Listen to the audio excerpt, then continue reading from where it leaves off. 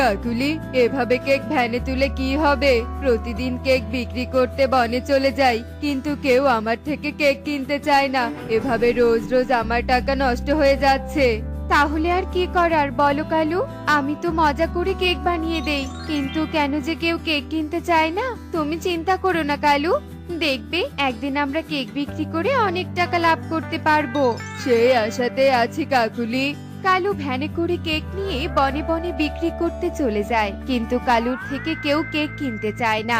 এই কেক নিবে? কেক, মজার মজার কেক, একবার খেলে বারবার খেতে ইচ্ছে করবে। এসো এসো, কেক নিয়ে যাও। এই যে টুনি, কেক কিনবে নাকি? অনেক মজার কেক। না না বাপু, এসব সস্তার কেক আমি আমার মেয়েকে খাওয়াই না। আমি তো শহর থেকে অনেক মজার কেক এনেছি আমার মেয়ের জন্য। আমি কেক নিব না। টুনি কেক কিনে না নিয়ে সেখান থেকে চলে যায়। এদিকে কালু রাগ করে বলে, ভাবখানা দেখো, সস্তায় নাকি কেক কিনবে না। ধুর ধুর, এই বনের পাখিগুলো যা হয়েছে না। এই কেক নিবে গো, কেক। কালু চিৎকার করে করে পুরো বন ঘুরতে থাকে, কিন্তু সারাদিনে একটিও কেক বিক্রি করতে পারে না। কালু মন খারাপ করে বাড়িতে চলে আসে। কালু, আজও সব কেক তোমার কাছে যে, তুমি আজও কেক বিক্রি করতে পারোনি নাকি?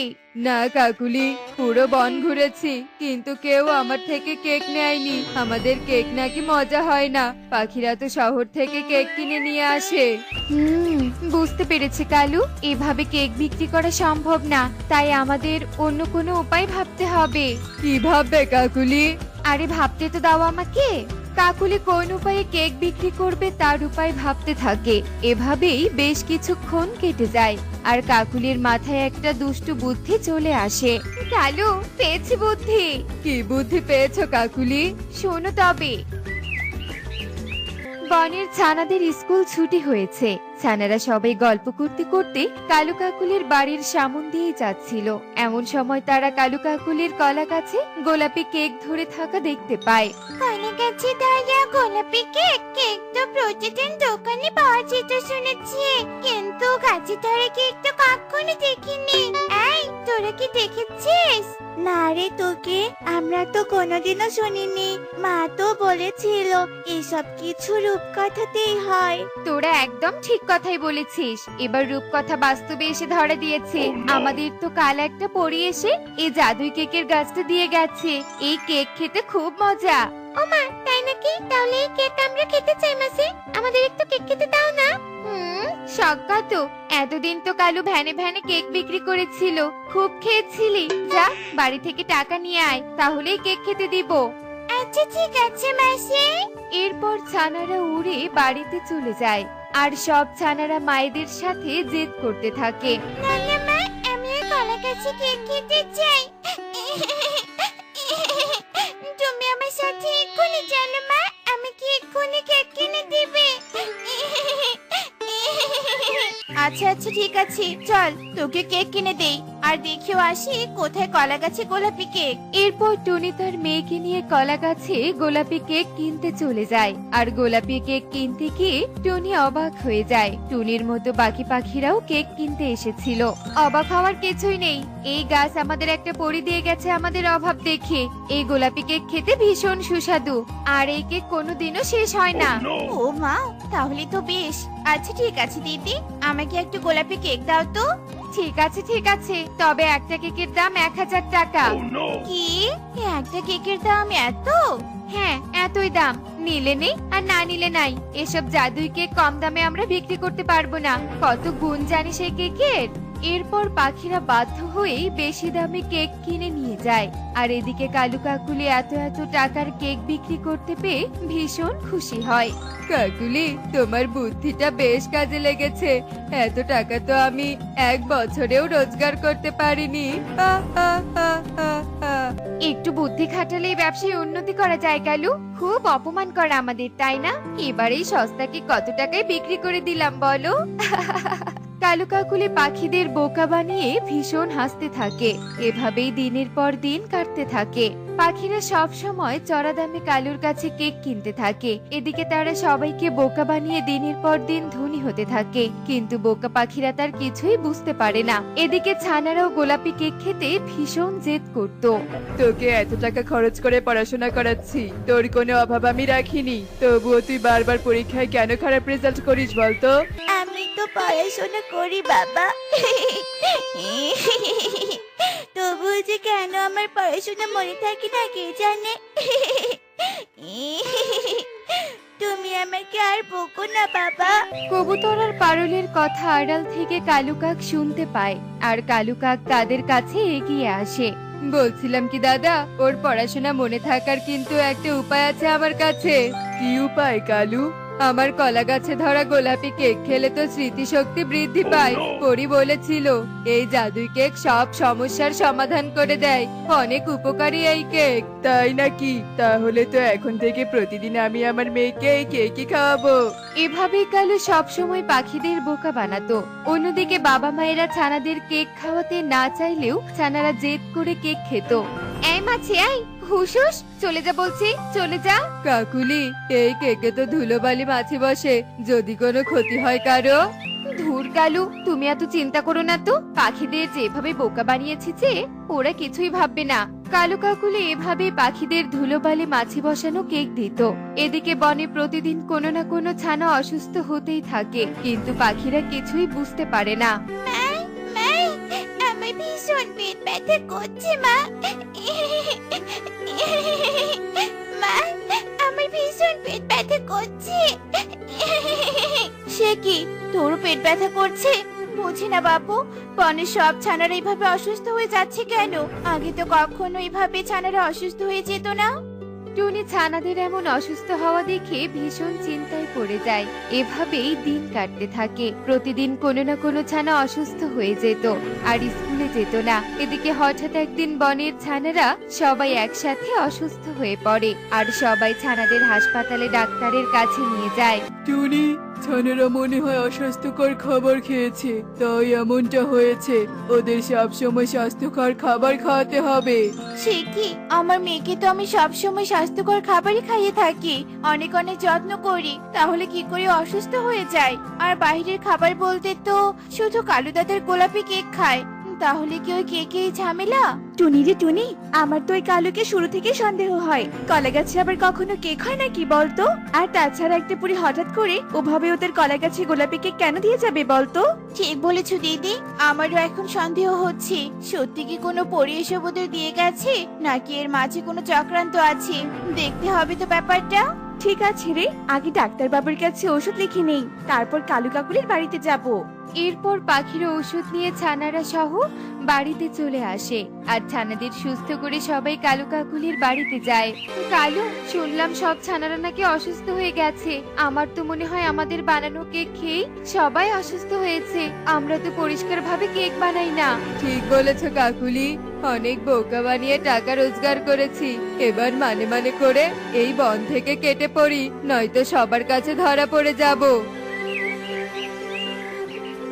পালিয়ে আর যেতে পারবি না তোরা, শয়তান কালু কাকলি। এবার তো আমরা সবটা জেনে গেছি, তোদের তো এবার শাস্তি ভোগ করতেই হবে। এ কি, তোমরা, আমরা পালিয়ে যাব কেন শুনি? কি বলছো তোমরা এসব? চুপ করো দিদি, আমরা সবটা জেনে গেছি। ছি, তোমরা কত টাকা রোজগার করার জন্য আমাদের ছানাগুলোর ক্ষতি করলে, তোমাদের এবার শাস্তি পেতেই হবে। কালু কাকুলি সবার কাছে ক্ষমা চাইতে থাকে আর ভীষণ কাঁদতে থাকে, কিন্তু পাখিরা তাদের দুজনকে পুলিশে ধরিয়ে দেয়। দেখলে তো বন্ধুরা, অন্যায় করে বেশি দিন বাঁচা যায় না, তাই আমরা অন্যায় থেকে দূরে থাকবো। এমনই সব মজার মজার শিক্ষণীয় টুনি পাখির গল্প দেখতে আমাদের সাথেই থেকো। আর গল্পটি কেমন হয়েছে তা কমেন্টসে জানাতে ভুলো না কিন্তু। Bye bye. কাজ দিবে গো, সব রকম কাজ পারি, কাজ দিবে গো। কে গো তোমরা? আমরা দুজন অনাথ বন্ধু, আমাদের বাবা মা কেউ নেই, তাই বনে বনে ঘুরছি। যদি কোনো কাজ পাই তাহলে ভালো হতো। বেশ বেশ, আমি তোমাদের থাকতে দিব। প্যাঁচা রাজি হয়ে যায় দুই বন্ধুকে কাজ দিতে। এরপর প্যাঁচা তান্ত্রিকের সাথে অন্ধকার জঙ্গল দিয়ে তেপান্তরের মাঠ দিয়ে যেতে যেতে পড়ল একটা বাড়ি। বাড়িটি ভারী সুন্দর, পাশেই একটা বাগান, আর সেখানে রং বেরঙের ফুল গাছ, আর একটা সুন্দরী মেয়ে সেই বাগানের জল দিচ্ছিল। আহা, কি সুন্দর!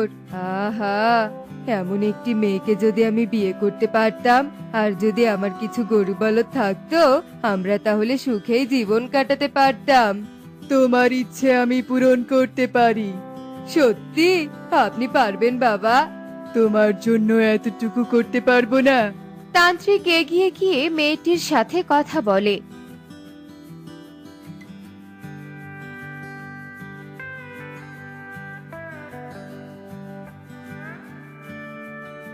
আর কথা বলা শেষ করে কালুর কাছে আসে। তোমার ভাগ্য ভালো, মেয়েটি রাজি। কি? সত্যি রাজি? হ্যাঁ রাজি। চলো চলো, আজ তোমাদের বিয়ে দেব। শুধু ন্যায়ের পথ ভুলো না বাবা। তান্ত্রিকের যেমন কথা তেমন কাজ। এরপর তান্ত্রিক ধুমধাম করে কাকুলি আর কালুর বিয়ে দেয়, আর তার জাদু শক্তি দিয়ে কালুকে একটা বাড়ি দেয় আর কিছু গরু দেয়। এরপর টোনাকে নিয়ে সেই তান্ত্রিক বনে বনে ঘুরছিল।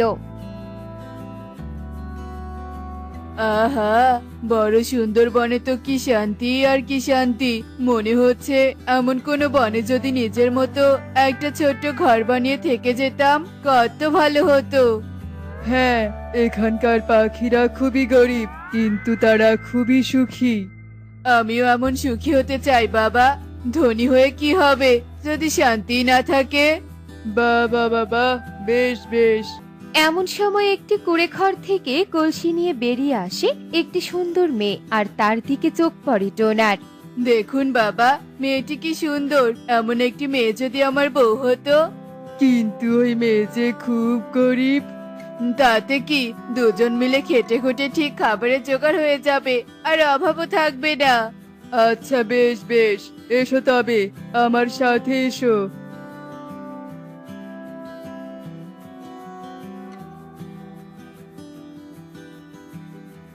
মা গো, একটু জল দেবে মা? তুমি বসো বুড়ো বাবা, আমি দিচ্ছি এক্ষুনি।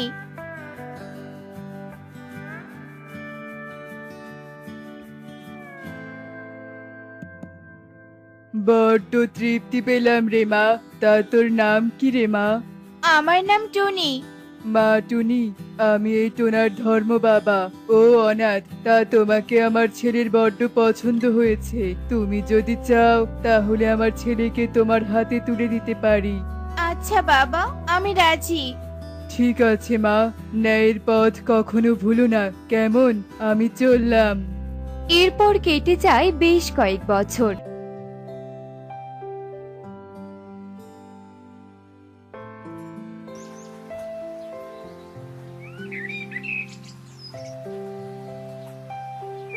আর সেই দুই বন্ধু দুই বাড়িতে থাকে। সেই কয়েক বছরে কালু খুব ধনী হয়ে ওঠে, আর টোনা কষ্টে সংসার চালায়, কিন্তু যা পায় সবাই মিলে ভাগ করে খায় আর আনন্দে থাকে। একদিন সেই তান্ত্রিক ফিরে দেখতে আসে তারা কেমন আছে, ন্যায়ের পথে আছে কিনা। বাবা, এই অভাগা বুড়োটাকে কিছু খেতে দে। এই, কোথায় থেকে এলি তুই বুড়ো? ইচ্ছে থাকলে বেশ খেটে খেতে পারিস। যা, ভাগ এখান থেকে, যা বলছি। নতুন বাড়ি বানিয়েছো, ঘরে জিনিস ভর্তি, গোলা ভর্তি চাল, অগুন্তি টাকাও আছে, অথচ এক মুঠো ভিক্ষা দিলি না। এরপর সেই তান্ত্রিক ওদের বাড়ি থেকে বের হয়ে গিয়ে আবারও কালুর বাড়ির দিকে চেয়ে দেখতে সবকিছু ভেঙে যায়। হায় হায় হায় রে, কি হলো? সব হারিয়ে কালু একদম নিঃস্ব হয়ে যায়, আর সেই তান্ত্রিক টোনার বাড়িতে যায়।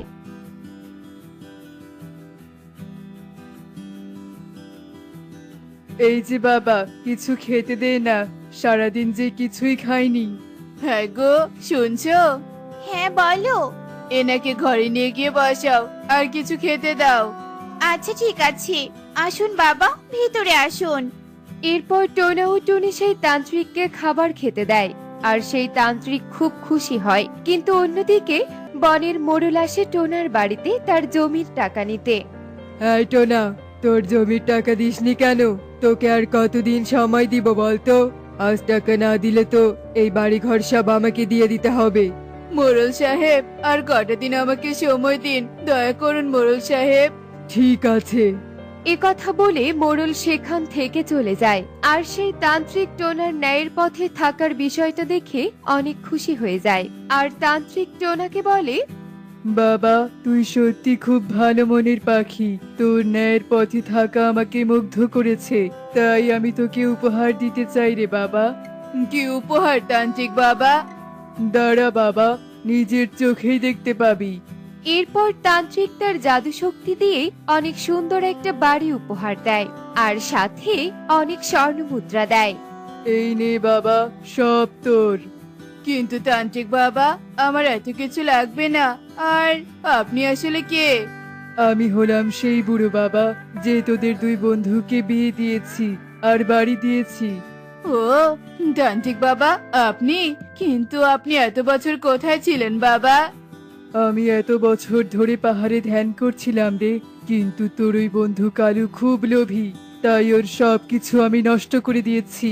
আর তুই সব সময় সত্যের পথে ছিলি, তাই এই সব উপহার তোর। তান্ত্রিক বাবা, আপনি এখন থেকে আমাদের সাথেই থাকবেন। না রে বাবা, সেদিন তোদের দুই বন্ধুকে দেখে আমার খুব কষ্ট লেগেছিল, তাই আমি তোদেরকে সাহায্য করে দুই বন্ধুকে দুটো বাড়ি দিয়েছিলাম। তান্ত্রিক আর টোনা কথা বলছিল আর হঠাৎ করে সেখানে কালু চলে আসে আর তাদের সমস্ত কথা শুনতে থাকে। তান্ত্রিক বাবা, আপনি আমাকে ক্ষমা করে দিন। আমি অনেক বড় ভুল করেছি। আমি লোভে অন্ধ হয়ে গিয়েছিলাম। আমি আগেই বলেছিলাম সব সময় সত্য ও ন্যায়ের পথে থাকবি, কিন্তু তুই। তান্ত্রিক বাবা, আপনি আমাকে ক্ষমা করে দিন, ক্ষমা করে দিন। ঠিক আছে, তুই যদি আবার তোর সব অর্থ সম্পদ ফিরে আনতে চাস, তাহলে গিয়ে কষ্ট কর, তবেই তোর সব হবে। এ কথা বলে সেই তান্ত্রিক সেখান থেকে চলে যায়। আর কালু অনেক পরিশ্রম করে চাষ করে বনের গরিবদের সাহায্য করে আর সুখে শান্তিতে বসবাস করতে থাকে। অন্যদিকে টোনা ও মোড়লের সমস্ত টাকা পরিশোধ করে দেয়। আর দুই বন্ধু একসাথে মিলেমিশে পাশাপাশি দুই বাড়িতে থেকে গরিবদের সাহায্য করতে থাকে আর সুখে শান্তিতে থাকতে শুরু করে। এমনই সব মজার মজার শিক্ষণীয় টুনি পাখির গল্প দেখতে আমাদের সাথেই থেকো। আর গল্পটি কেমন হয়েছে তা কমেন্টসে জানাতে ভুলো না কিন্তু। Bye bye.